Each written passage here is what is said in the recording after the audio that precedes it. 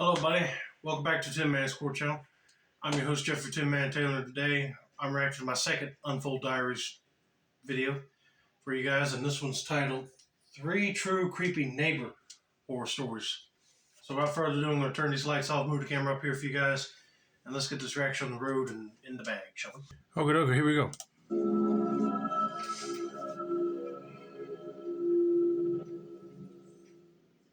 I'm a female. I was 24 years old at that time, and I'm 5 feet 2 inches tall. I can confidently say that I look attractive. I'm grateful for it, but sometimes it's not easy. My natural red hair is a very special shade, and I have a naturally thin waist with curves in the right places. So it's very common for men, and even women, to approach me. I'm a kind and friendly person. I appreciate those who give compliments and then go on their way, or those who try to start a romantic conversation, even if I'm not interested, and they take it gracefully. However, there are some people who don't understand when I'm not interested and they keep bothering me. Right. Unfortunately, this kind of thing happened quite often. But this man, the one I'm going to talk about, took it to another level. Before she continues with her story, I would just like to say that I will give nice compliments to pretty girls, like how she was describing herself, but I wouldn't take it over the edge to where you keep bothering the heck out of somebody. But anyway, let's just listen to see what she has to talk about this one dude that took it way too far. I had recently come out of a really bad relationship and had moved back in with my parents because I didn't have my own room yet. So I had slept on the couch downstairs. The story really starts on the very first night. It was a nice, cool evening. The sun was just starting to go down, and the Arizona sky was filled with pink and orange colors. Okay. I was taking both of my dogs to the park up the road. I lived in a neighborhood that was part of a much bigger neighborhood. There was one long, winding road that went from the entrance to the back, where we were. My parents' house was only 2 houses away, just across a road. I walked to the left, going to the other side of the park, using the path that goes around it. There was a big open area where I let my dogs run around freely for a while. After about 10 minutes, I called them over and put their leashes back on. Then I continued on the path. I passed the play areas and tables in the middle of the park. Beyond that, there was a smaller open area. Finally, I headed towards the basketball courts, almost completing my walk. When I reached the basketball courts, I saw there was a man watching 2 young kids playing basketball. The kids looked to be about 6 or 8 years old, and the man was probably in his 40s. He wasn't heavy, but he had a strong build and was probably around 6 feet tall. But as I got closer, one of the kids asked if they could pet my dog. I told him it was okay to pet the pit bull Pluto. But my miniature schnauzer didn't like kids and stayed close to me, but not getting too close.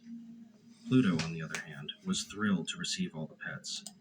Yeah, some dogs are like that. They don't want to be pet or be around young kids. They might get shy or they get aggressive, but some of them are like lovable and demand a lot of attention to themselves. But I was thinking that the man that she's describing did not even say anything about like it's okay or nothing. So I don't know if that guy's even related to these young boys. He's just watching them, I'm guessing.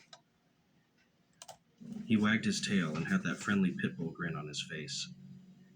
The kids were showering Pluto with affection, and then the man started a casual conversation with me. I'm always very polite, so I replied to everything he said, as it was just the usual chit-chat. "How's your night going?" I replied. "It's nice out here, isn't it?" He said, "Yeah, we've been here for a while. How about you?" Then he asked if I lived nearby, which I didn't find strange. So I nodded toward where I live and said, "Yeah, just up the road." He seemed happy and said, "Oh, really? Same. We live just down there," pointing down the same road. His kid chimed in, saying, "We aren't that close, Dad." At the time, I didn't think much of it, but looking back, it was definitely a warning sign. Okay, they are related then, but that's kind of weird that the man says, "Oh, yeah, we just live down there too." And the boy chimed in saying, "We don't live that close, Dad." I said, "Oh, crap. You're going to make him mad." but also make that woman know that, make that girl know that he was kind of lying. If I hear a kid say they don't live that close, I'll be having red flags shooting up in the air. However, in that moment, I thought the kid just saw a short walk as a big deal. After all, they have little legs and minds that jump from one thing to another. For We sure. both had a little laugh about it and moved on. I told him I needed to go back to give my dog some water. The older boy, who hadn't spoken much, had already gone back to play basketball. The kid, who was clearly the man's son, stayed with me. His dad said, "Yeah, we're heading that way too, so I'll walk with you." I didn't really want him to, but it's a neighborhood, and I couldn't just say no to someone wanting to walk with me, right? Even though some people might do that, I'm not rude like that. It's a bit odd because I have a strong and independent personality. I'm a girly girl who loves being pampered, but if you let me take charge, I can't resist. I need a man who knows when to say no to me and bring me back to reality at times. But when it comes to strangers bothering me, or guys hitting on me, I tend to be polite for too long. As we walked, the other kid stayed behind, and it was clear he wasn't the man's son, but just a neighborhood kid the other boy had been playing with. So it was just the dad and the kid walking with me as I cut through the basketball courts, went through the rocks, and reached the sidewalk before crossing the road. It was during this walk that the guy started asking more and more questions. He asked, "So, it's just you and your husband?" I replied, "No, I'm not married." Then he asked, "Oh, who do you live with?" I said, "I just ended a relationship, so I'm staying on my parents' couch for now." He replied, "That's nice. What do they do for work?" I didn't want to share too much, so my answers were brief. He then asked if they had long working hours during the day. Okay, I'll be like, why do you need to know this information? Because that's just too bizarre for somebody to ask. So I'm guessing that dude is probably waiting for his son to go to sleep and then sneak over to her house and probably rob him or kidnap her or do something nasty to her, which I don't want to think about at the moment. But yeah, if a stranger asks you all those questions, I'll be like, really? That's too personal. Now, at this point, the questions were getting too personal, so Exactly. I started giving shorter answers, trying not to reveal too much. But I did mention that my dad worked from home, which was true, and that he was hardly ever away. I was relieved that our house was just 2 houses away. When we reached the edge of the second house, I stopped. My miniature schnauzer, named Walter, was still close to me, was cautious around the stranger. I told him that Walter is usually well behaved in public, but he can get aggressive on our property or in my car. When we step into my yard, he might growl or snap, so it's better to be safe, I explained honestly. The man seemed to understand and said, "No problem. Have a good night." I replied the same and walked up to my yard. I went up the path, unclipped the dog's leashes near the front door, and unlocked it. Then I headed inside, making sure to lock the door behind me. As I went to check if the dogs had water, I heard Walter snarling, which was unusual. He usually didn't do that without a reason, not even if someone was passing by on the sidewalk. So I peeked out of the blinds in my living room window when I saw the man and the kid were walking back to the park. I noticed there was only one car at the park, and apart from the very young boy playing basketball, there was no one else around. It seems strange to need a car if you live nearby and say you're walking home, only to return to the park. But there was nothing I could do, so I moved on. I would be kind of concerned because, yeah, if he says he lives close by, why would he need to go to a car by the park? That tells you right there he was lying all the time and his son was kind of hinting that they didn't even live that close. So he might end up planning on driving back there. But if the dogs are outside, hopefully they can scare him away or I'll be calling the cops. The very next night, I was waiting for a grooming appointment, as I run my own grooming business from home. I still had about 40 minutes before the appointment, and I was doing some online work when I heard the doorbell ring. I thought my client had arrived early, which happens sometimes, so I went to the door to let them know I'd put my dogs away and be right back. However, when I opened the door, it wasn't my client. It was that man. He asked me, "Hey, what are you doing?" with a lot of excitement. I replied a bit awkwardly, saying, Oh, hey, not much. What's up? He said. I'm heading to the park, and I thought you could come too. But then he quickly added, But why don't you leave the dogs behind this time? That was weird, but I couldn't and wouldn't leave my dogs behind. So I explained that I had a client coming any minute. He seemed disappointed, but said okay and left. The next night, I got another knock at around the same time. It was dark outside, and I had forgotten to turn on the porch light. So I opened the door and turned on the light at the same time. Guess who? It definitely wasn't Santa, and once again, he asked me to come to the park, insisting that I leave my dogs at home. I told him I couldn't go with him, even though I had no plans and could have if I wanted to. I was polite but kept my answers short to show I wasn't interested. After all, he was old enough to be my dad. He asked, When can you come then? I explained that I'm self employed and I take appointments on the same day, even last minute ones for animal rescues. I mentioned that I work as an in home groomer, so my schedule can be pretty crazy, and I don't always know when I'll be available. He said, Oh, okay, I understand. He seemed disappointed and then said, Maybe in a few days then? I replied, Yeah, maybe. It's uncertain, with an uncomfortable smile, hoping he would get the message to leave me alone. Yeah, he's never going to leave you alone. If you say a couple of days, he's going to show up in a couple of days. And if he keeps on saying leave the dogs at home, he don't want them coming with you because if they sensed that he was going to do something, they probably would have attacked him or growled at him aggressively. Man, at this point, I'll be telling the parents about this dude. On the third night he came by, which was the fourth time since we first met, I didn't answer the door this time. I wasn't expecting anyone, and it was around the same time, so I knew it was him. Luckily, I wasn't in the living room this time, so the TV was off, and it would have looked dark inside from the front of the house. He rang the doorbell again, but I just let my dogs keep barking, making it seem like no one was home. Eventually, he left. I had told my dad as he was about to go downstairs that it was a friend I didn't want to see, and that he would leave on his own shortly. My dad didn't really care, so he just shrugged and went back to his office. It was now the fifth day since I first met the man, and that night there were no knocks on the door. I didn't think about it at the time. I went about my day and later settled under the couch to sleep. But at some point during the night, I woke up. I wasn't sure what had woken me up. It was really dark, except for the occasional blue light blinking from a computer connected to the TV under the TV stand. As the light blinked and lightly lit up the room, I noticed my pit bull, Pluto, standing right in front of me. Pluto got all stiff, and he was staring at something behind my head near the kitchen doorway. I heard him growling, and it made me jump up and look behind me. I was terrified to see a man there, about 6 feet tall and with a strong body.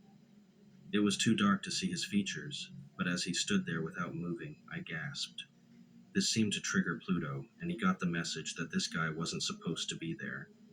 He lunged at the man, who spun around really quickly. I grabbed my gun from the coffee table. It took a moment because my hand was shaking a bit, and the darkness made everything on the table look like random black shapes. I had the gun in my hand, and I got it ready. I hurried into the kitchen where both my dogs and the man had gone.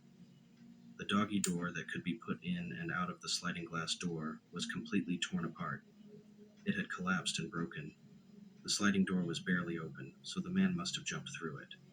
I rushed into the backyard, worried that the gate might be open. My dogs usually don't run away, but when chasing an intruder, you never know how far they'd go. So without shoes, I hurried through the rocks, which was painful, but the gate was closed and locked. The man must have jumped over the wall. Pluto was near the gate, looking through the wood as best as he could, his body tense and alert. Walter kept pacing back and forth along the wall. I called them over, and then we went back inside. I removed the broken doggy door and shut the sliding door tightly. I locked it and also checked the windows. I should have called the police, but at the time, I didn't think I had much information to give them. Um, I still would have called him because if whoever came into your house matched the description, size and built wise, like the man you were talking to, then obviously that's your guy right there. And he broke in the house. And I can't believe her dad just kind of like shrugged off what she said about a friend that she didn't want to see, I would tell him the truth, be like, I just met this dude and he's harassing me. Then he probably would have done something. I'm glad she had a gun on her just in case that guy decided to make any lunges towards her. Looking back, that was a big mistake, and I should have reported it. No matter how little information you have, it's important to report such incidents. You got that right. What if the person is known to the police? What if they try it again, and your report helps them get a longer sentence because it shows they tried it before? And what if he targets someone else? What if reporting it can prevent that? Always do the right thing and report such incidents. It might save a life. I'll never know what he had in mind for me, but I can make some guesses, and none of them are good. I can't prove it was the same man from the basketball courts, but who else could it be? I'm just relieved he never came back after that. I do regret not calling the police, as they could have checked for fingerprints. But being someone who likes to handle things herself, I didn't call, which was a mistake. Many years have passed, and I've learned from that experience. Now, I'm extra cautious. I make sure all the windows are locked, and every night, I double check that all the doors are locked too. I keep my gun on my bedside table with nothing else near it. I've also learned how to firmly and clearly shut people down. Stay safe out there, everyone.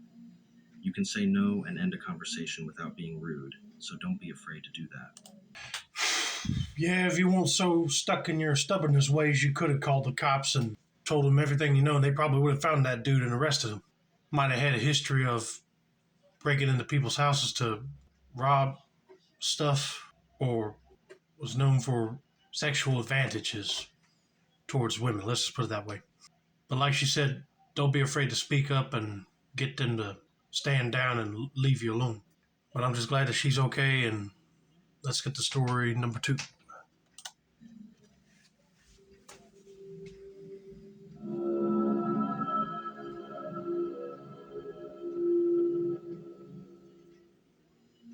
Over about 8 years, there were some times when people tried to break into our house. It didn't happen all the time, but it did occur around 5 times. Surprisingly, one of the attempted break ins was by one of our neighbors.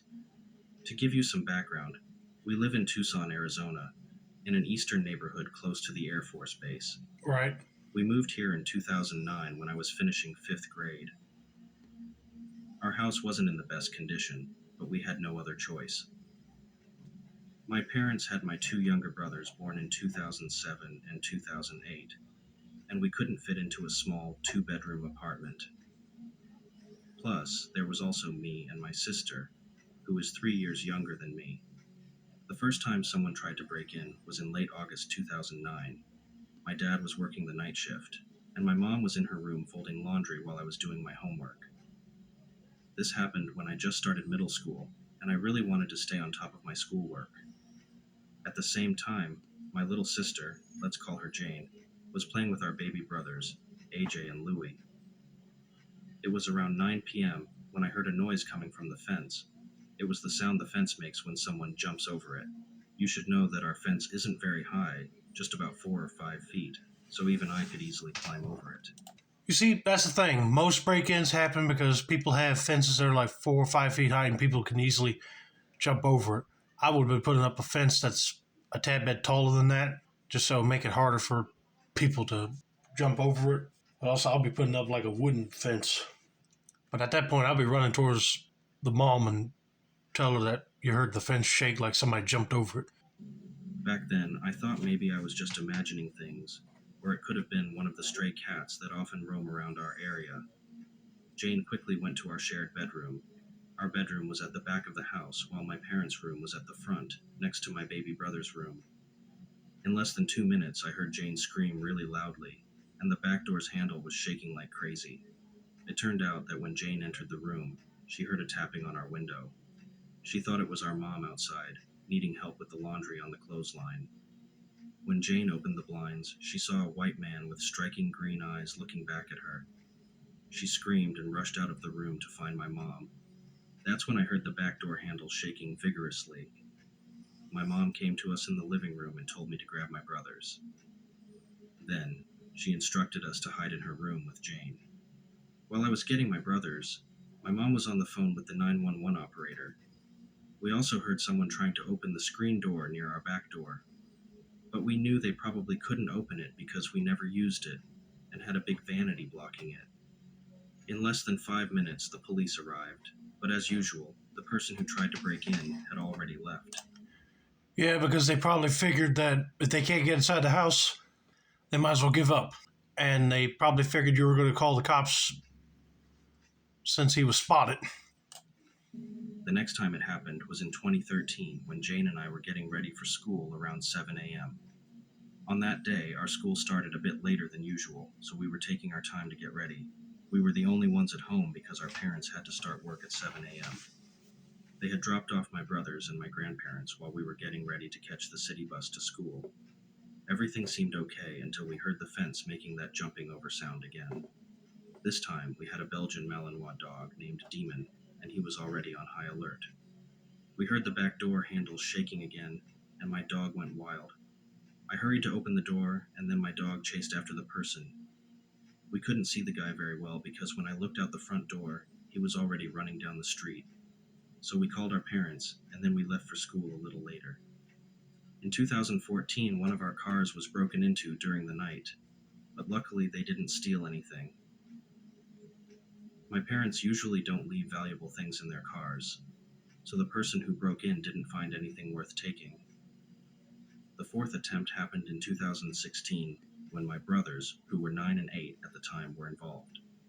They were sleeping in their rooms when suddenly they woke up feeling alert. They didn't know why, but they turned to the window and saw a shadowy figure of a man standing outside their window, trying to peek in and saying, "I can see you." My brothers had those curtains that aren't completely dark but not see-through either. At first, they were really scared and didn't want to shout, but AJ, the older one, was frightened and wanted to scare the man away, so he threw his shoes at the window. That scared the man, and he ran off. It was funny hearing my little brothers tell us this story the next morning, but it was also scary because we didn't know how long that man had been standing there. The most recent incident happened a few nights ago. I've moved out of the house since then. Jane is now 22, I'm 25, and AJ and Louie are 15 and 14. It was around 5 p.m. when I was turning the corner to my parents' house. Our neighbors next door had their expensive truck parked in their driveway. Usually I don't pay much attention to the neighbors, but this time I noticed two men standing by the truck, looking at it. They noticed me when I pulled up to my parents' driveway. As I was getting out of the car, the two men left the truck and started walking toward me. At first I thought they might be friends of our neighbors checking out the truck, but I didn't see my neighbors outside anywhere.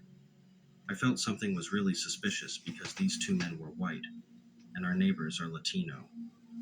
I had never seen these men before, and also I had never seen our neighbors with white friends. Makes you wonder, is one of them guys the man that keeps showing up at your house trying to break in? Or are those two gang members? I don't know, but that's kind of creepy that they just start walking towards him after he pulls up in his parents' driveway. As they often have parties, I just had a feeling these men were up to no good. They were walking so close to my car that they could almost touch me if they stretched out their hand.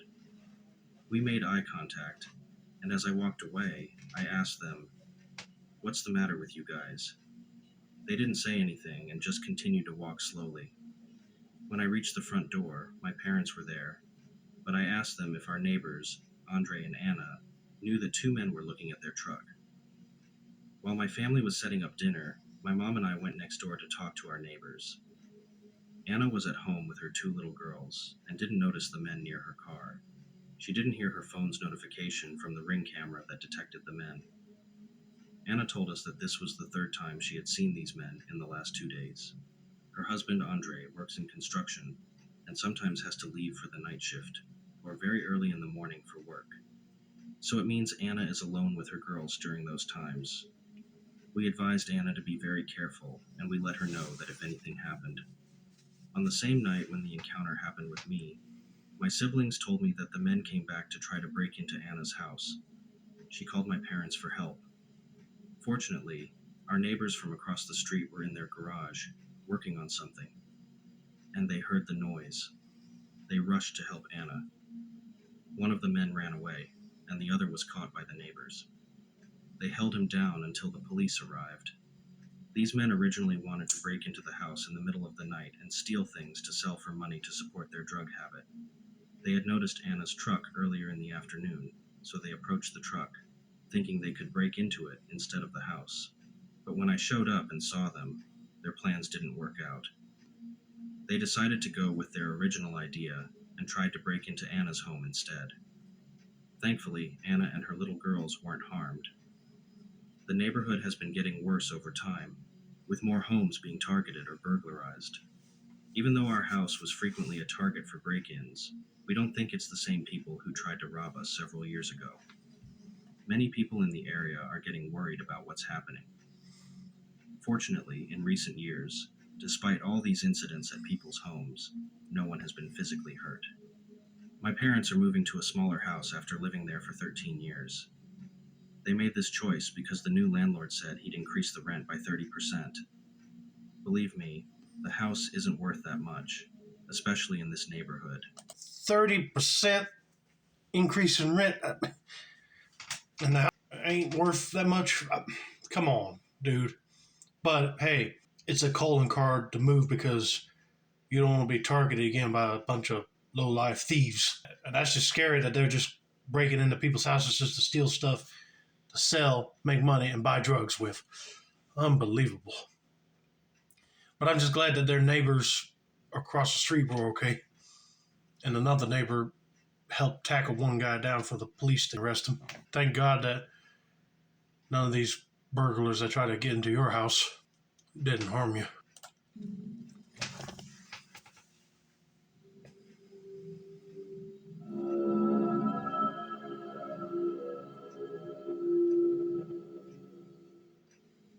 I'm a 16-year-old guy, but last year I had a bad accident, which almost killed me. Since then, I sometimes have chest pain and trouble breathing for no reason. Oh, geez. My arms and legs also shake on their own sometimes. I live in the countryside on a big property with lots of bushes and trees. I'm really cautious and don't trust strangers. One night it was 1:30 in the morning, and I was watching a movie on the couch while my parents were sleeping. My sister was out of town having fun. Suddenly I saw a bright light outside that turned on because it sensed motion. The windows were closed, but the light was so strong that it shined through the gaps in the window blinds. Then I heard the back door making noise. I thought it was my sister returning from her night out, but she didn't come in for another 20 minutes. I asked her why she stayed outside for so long, and she said she had just gotten home. I thought it was probably the strong wind because there was a big storm that night. My sister and I went to bed in separate rooms. The next night, at 1:15 a.m., I was in the kitchen making a sandwich, which is connected to the garage. I should mention that my dog and cat sleep in the garage. But suddenly, my dog started barking loudly and acting crazy for no apparent reason. I thought my dog was barking at the cat, but when he didn't stop after a minute, I got worried. I remembered what happened the night before. I'm always anxious, so I went to get a knife because the guns were in the garage. Just as I was about to enter the garage, my dog suddenly stopped barking. I listened at the garage door for a few minutes, but there was no noise. I felt really scared, so I decided to go to bed. I planned to talk to my parents about it the next day, but they didn't take it seriously. Now it's the next night, and it's 1:46 a.m. I was half expecting my dog to start barking again, and I had my knife ready. And just as I thought, it happened. My dog went wild again, barking like crazy. This time I hurried to the garage, and as I got closer, I heard noises inside. I was sure someone was in there. I opened the door quickly, but there was nothing there. I searched the whole garage, but I found nothing. I told my mom about it because my dad was away on a business trip. I suggested we might need to call the police, but she didn't believe me and said I couldn't call them. I went back downstairs, thinking maybe I was going crazy, that it was all in my head, and that's when I heard a whistle coming through the window. I rushed to the window and opened the blinds, but there was nothing outside. As I headed towards the garage, I heard a tap and then another whistle at the kitchen window. I quickly opened the blinds and saw that the motion sensor light was on.